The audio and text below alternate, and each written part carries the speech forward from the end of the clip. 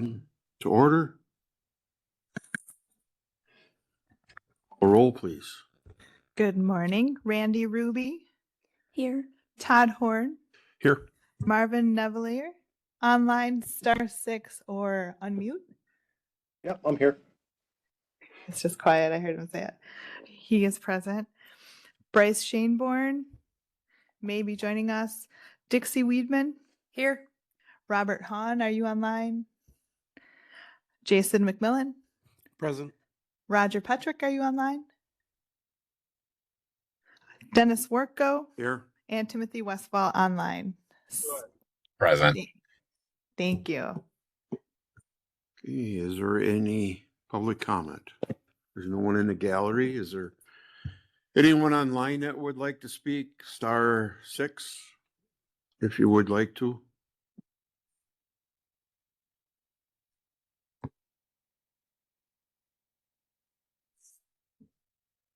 I don't hear any. And I would assume nobody has any communications. You got anything to? Okay. Law enforcement reports. Well, Mr. Hahn is in here. Oh, excuse me, Dennis. We should approve those minutes. Oh, did I miss that? That's okay. Okay, we got the minutes from March the 5th.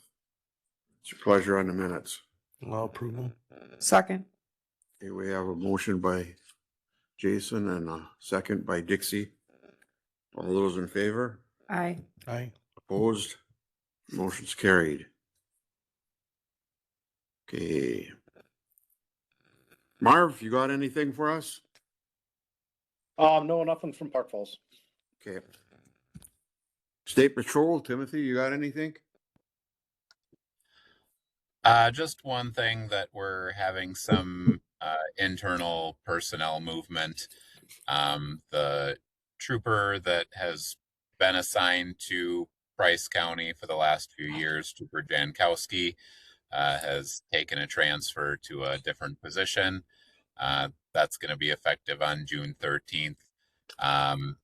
The good news is we do have someone transferring into Price County, Trooper Amos Balsas, and that's going to be effective August 9th that he'll be joining you. Okay, thank you.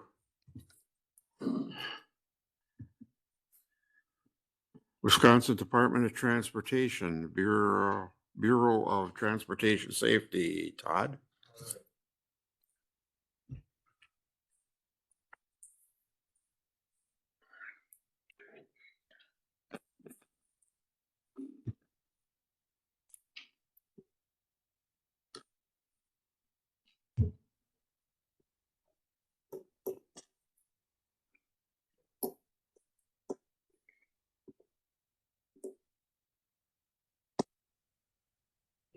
She froze there?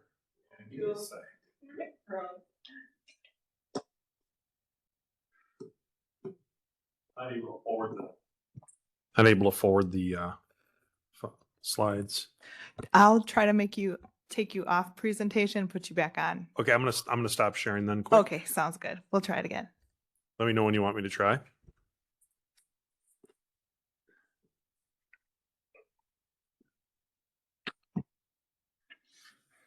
All right. Okay. Mr. Shane Morgan.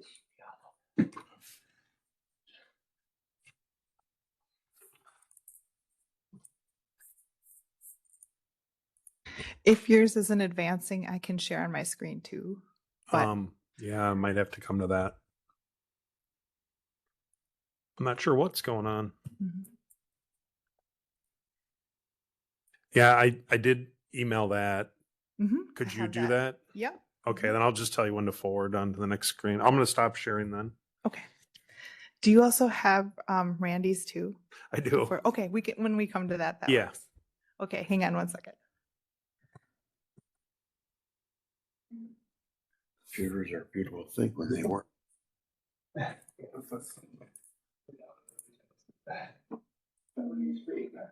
Maybe easier.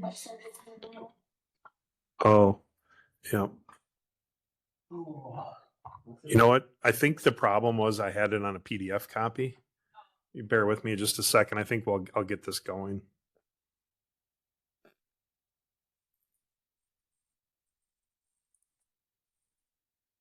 Price County. There we go.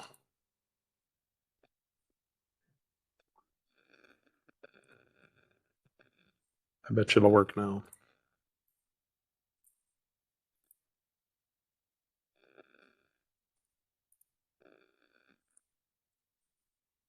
Sorry about that. So, as a reminder, if anyone is interested in learning about community maps, we have virtual office hours. That'll be the second Monday of each month from noon until 1 p.m. You can either use the QR code on the screen or the link, or you can go to the startup page for community maps. We have a lot of things that we've added. So if you haven't looked at it lately, there's a lot more going on. So let's take a look at fatalities statewide. As of June 2nd, there have been 155 crashes in the state of Wisconsin involving a fatality with 163 people losing their lives. At that same time last year, 2025, it was 181 crashes with 195 people. So we're down about 30. We're going into the summer, so we'll see how this goes. But so far, we're down 30. Taking a look at the dashboard for Price County, I wanted to see how your numbers were from January till April. I would have put May in there, but they're not finalized yet.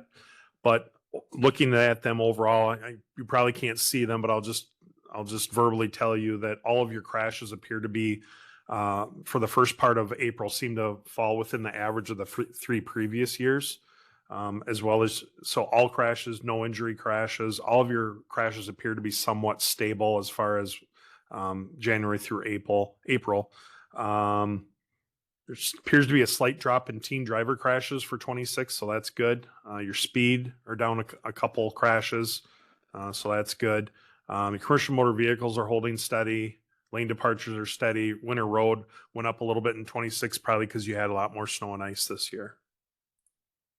Taking a look at all the crashes for Price County since the last time we've been on March 5th, there have been 33 crashes reported with 0 fatalities and 7 injuries. You can see where they're all positioned throughout the county here. Take a note of that because I'm going to show some Wistar, which is enforcement efforts, and we'll see how it matches up with where the crashes are. One of the agencies that's involved with Wistar, that's a law enforcement tracking, I guess, and you want to track citations and warnings, is Price County. And so since we last met, you can see on the right side there, all those kind of blue blotches. That's a heat map showing law enforcement activity, meaning traffic stops, citations, warnings. And still the crashes are still up on the board. So the question is, are we deploying our people in the right places? Are they enforcing? Are they, are they working the right roads and whatnot to affect traffic safety? This is the same search. The only difference is I selected spot maps. So you can see these are individual traffic stops that occurred with those little blue little map dots or whatever. So it shows throughout the county. And again, this is just Price Sheriff. Then if you want to, this is a screenshot, but if you were live in Community Maps under Wistar, you can even click on one of those little dots and it'll give you information about that particular traffic stop. So it'll have an identification number, the date, the time of the stop, the county, the municipality, the agency, the location, meaning, roadway location, the number of citations and warnings, the statute numbers, and the categories for the citations or the enforcement action, and also the coordinates where the traffic stop occurred. If you notice, there's no violator information in there. It's just simply informational for traffic safety purposes. So also, this is the same search, but sometimes those spot maps can get, really thick and it's hard to decipher them. So there's another function called the cluster map, and here it is. And so it allows you to take a look and see, oh, well, the sheriff's office had X amount of stops in this general area. And rather than sit there and try to count through all the different stops, kind of handy. One of the other agencies is Park Falls PD. that's involved with Wistar. And so you can see on the map those little blue dots. That's again enforcement actions by the police department. And you can search this all kinds of different ways. You can search by jurisdiction. So Park Falls PD specifically, you could search Park Falls as a municipality, meaning maybe the sheriff's office came in and wrote some citations in there as well. There's all kinds of different ways to search it, including maybe you're interested in speed violations or OWI or distracted driving. You can filter that out for your crashes and your enforcement actions. So this is just a quick search since the last time we met for Park Falls PD. You can see where their crashes are and where their traffic stop efforts are. This is the same thing as before. It's the spot map, so it's showing specifically where the stops were. Here's the cluster map. And these are the jurisdictions in the county that are taking part. So Phillips has opted out, but Price is opted in. I don't have warnings for Park Falls or Price. And so what that either means is either they have their own warning, the system has a glitch, or they don't write warnings. So Chief, can you let me know, are you writing warnings through the track system, or do you have your own, or is it maybe they're not writing warnings per se?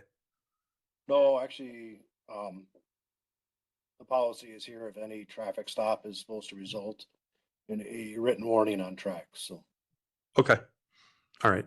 So any questions about Wistar or any of that I've showed you? Okay. The other thing too, it's really handy for law enforcement if they're taking part in WISE grants, because someone has to administer that grant. They have to count all the stops and the citations and warnings and arrests. This helps in that whoever is in charge of it for the county can go in and quick see, how many stops and how many warnings and citations. So that's another nice part about it. The other thing too was brought up by Sergeant Westfall at Iron County. And I try to say this and he reminded me of this, but another nice thing about this is if you have or if you have a complaint to the police department or the sheriff's office that you guys aren't writing tickets or you're not writing traffic stops on particular streets, you can pull this up at a moment's notice and address that and say, well, yes, you're right. We should be, making more of a concerted effort, or no, we're actually doing a pretty good job of enforcement in that area. So it's got a lot of value. Moving on, Highway Safety Improvement Program, or HISSIP. This is a bunch of slides I got from the state, from the engineers. They always have a different traffic safety topic they want us to go over with the traffic safety commissions. Usually it's engineering based, and the Highway Safety Improvement Program is usually used by the county highway department, the commissioners, and they will complete a application for a particular project to be completed. So these projects are meant to reduce the number and severity of crashes on all roads. It's not just state roads. It can be on village streets. It can be on county roads or local roads. And there's a federal reimbursement of 90%. So if you have a project and it meets the criteria, the feds will pay 90 and the locals, meaning you, would have to pay 10%.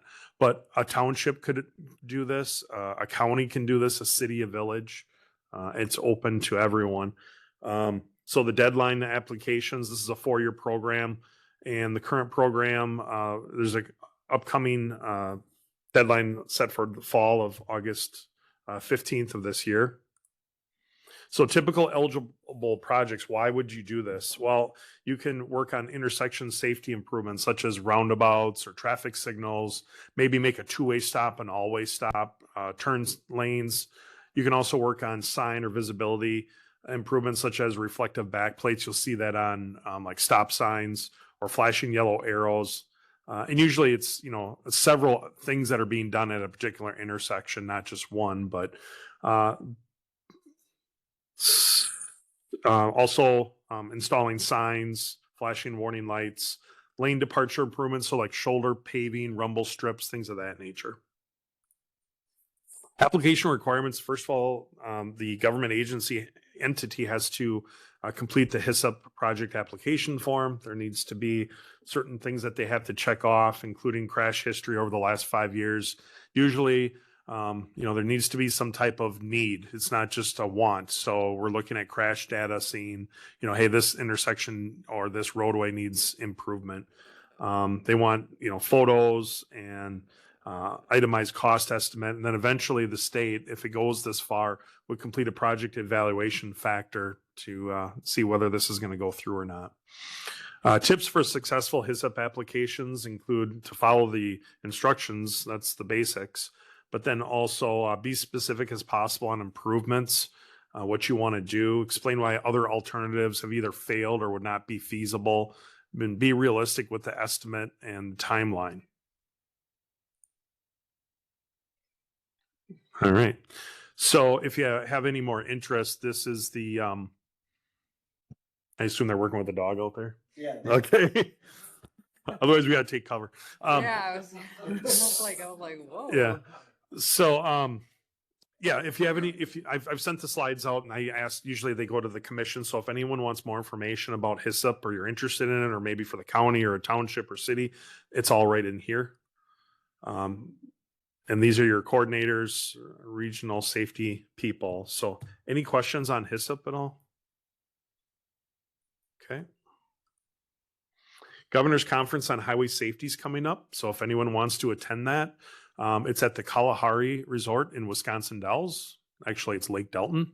August 24 and 25. It's a little different this year. Previously, the first day on Monday, that's been a business day and DRE research. It's going to be different this year. It's going to start out right away with the conference on Monday, the 24th and 25th, while the 26th will be more of the business day. But some of the topics that we'll be discussing this year include e-bikes, vulnerable road users, ATVs, the new roadside oral fluid law, teen driver safety, things of that nature. Also, if you know of anyone that has done an exceptional job combating drunk driving, doesn't have to be law enforcement, could be anyone in the community. They are handing out Mad Hero Awards at the Governor's Conference. So anyone can use this QR code or link, and if you have someone that you think would be deserving, by all means, please submit their name. Also, the night of the Governor's Conference, this would be on Tuesday night, the 25th, from 5:30 to 7:30. There's a TSC coordinators meeting and dinner, also at the Kalahari.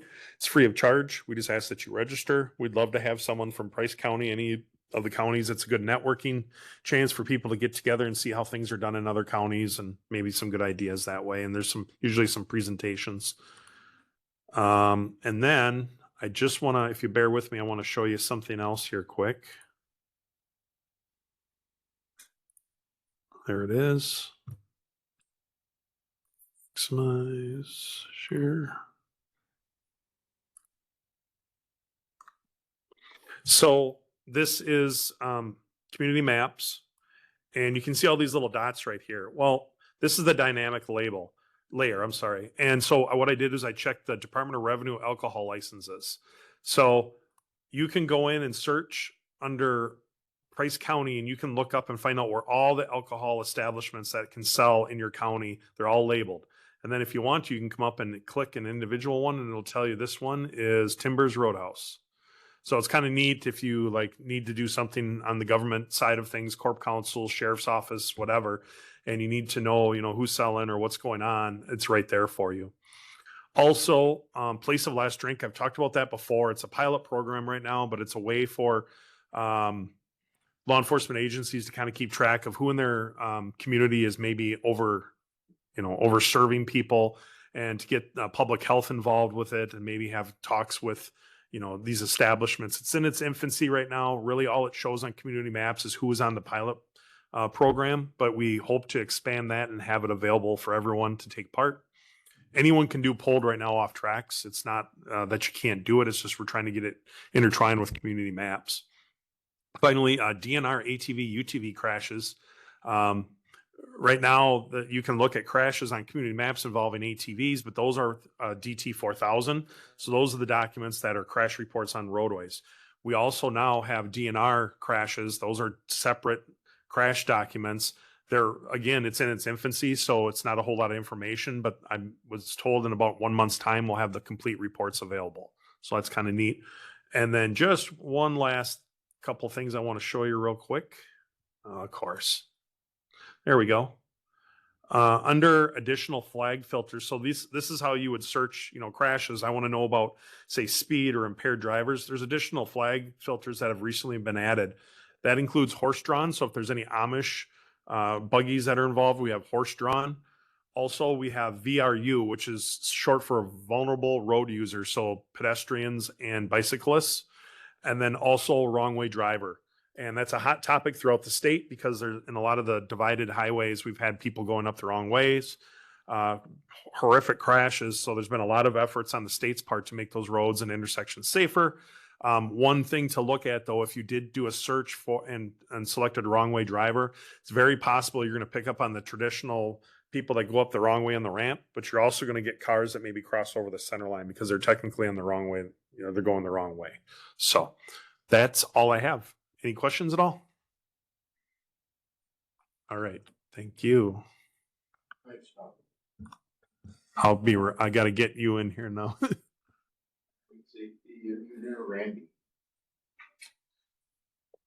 I'll just wait for him to pull up the slides. This Bridge. is minimized here. A lot of these will be familiar to you all. It's all the same construction projects for the year. I have one new thing at the end, so.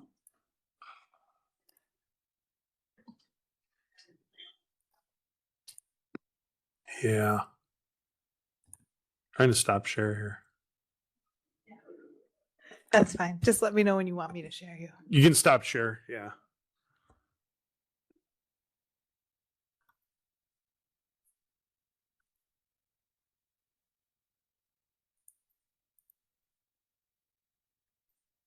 You have her PowerPoint then? Oh, I Or do not. I got it. Oh, Nope, just yeah, if you relax. have it, Yep, that's we got fine. it. Just give me a second then. Not a problem.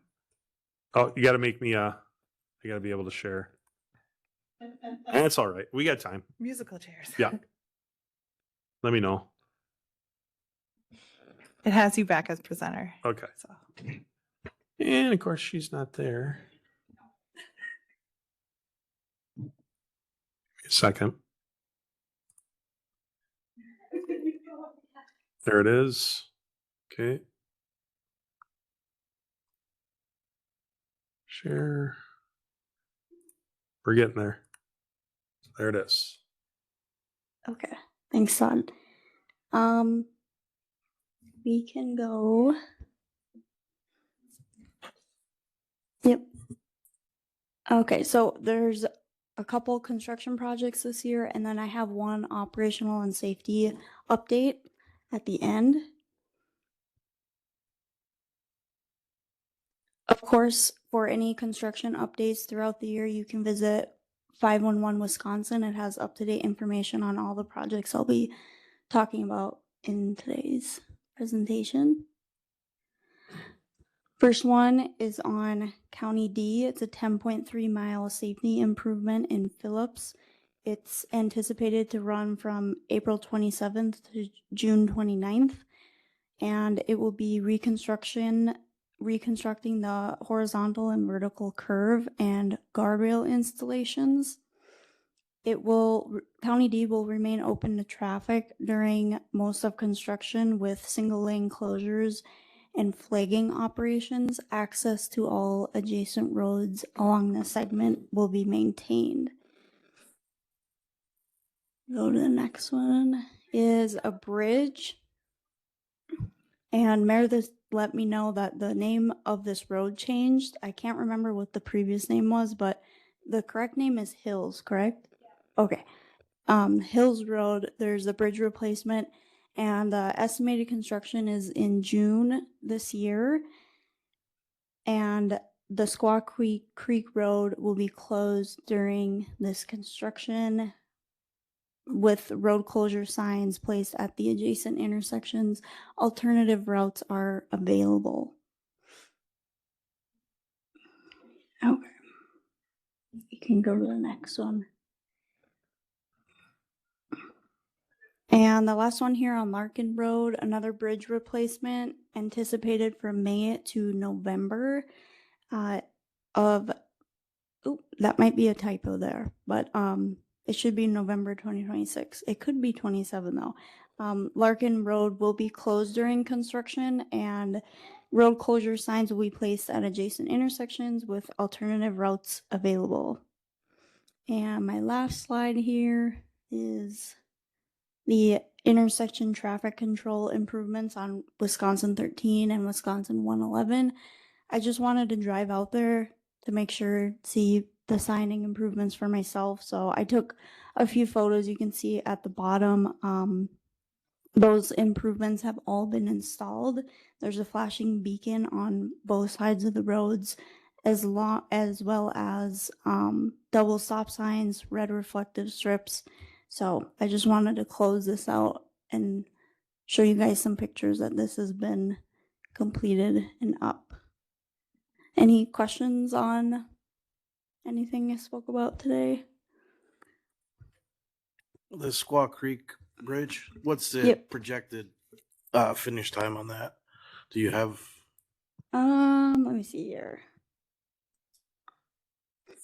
I'm going to have to update this slide. It says I have anticipated construction. Usually when I do these PowerPoints, I'll contact whoever the construction lead is or look online. Sometimes they have information, but this is just anticipated, so I'm not sure, but I can get back to you with a better answer. Other question is that, are they going to widen that to 2 lanes? Because that is a narrow bridge as well. Or are they just going to replace what is there? I'm not sure on that one. Okay. I would have to ask, yeah.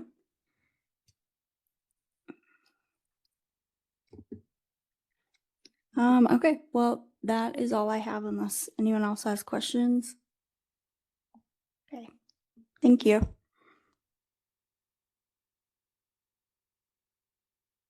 No, I have nothing to report other than school's out. Attorney legal, Bryce, you have anything? Nothing. Nothing. Nothing. Anything?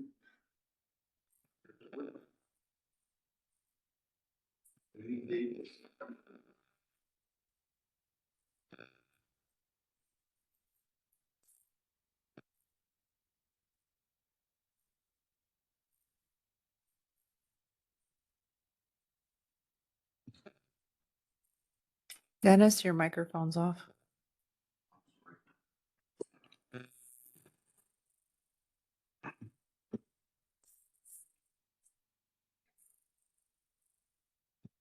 Okay, unless somebody else has something, we are adjourned.